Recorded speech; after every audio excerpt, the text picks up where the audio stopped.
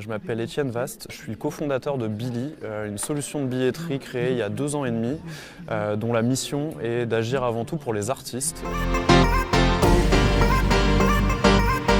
Je vais répondre évidemment marketing, communication, parce que notre mission, nous, ça va être de convertir les utilisateurs, les spectateurs qui arrivent sur notre outil, mais tout l'effort de communication viendra plutôt des canaux de l'artiste en direct, donc des stories Instagram, des posts, etc., pour donner de la visibilité à notre lien et mobiliser le public.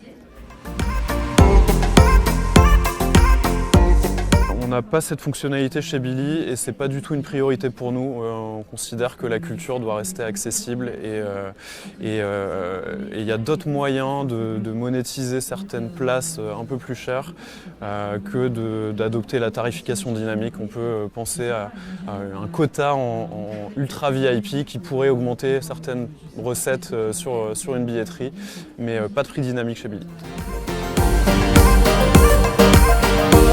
Billy pour l'instant n'a pas de vocation à vendre sur place, on n'a pas encore l'outil qui permet de le faire.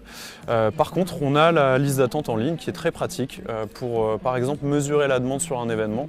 Quand on a vendu une boule noire de 300 places et qu'on voit qu'il y a 600 personnes sur une liste d'attente, et ça nous permet de mieux sélectionner la salle pour un prochain concert.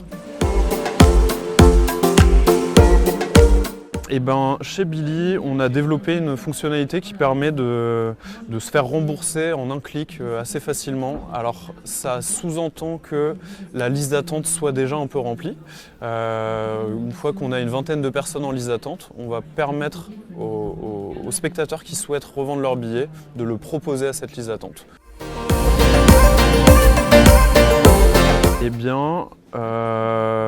Chez Billy, depuis 1 an, tous nos développements vont dans le sens du mobile first. La stat, c'est que chez nous, 70% des billets sont réservés sur mobile.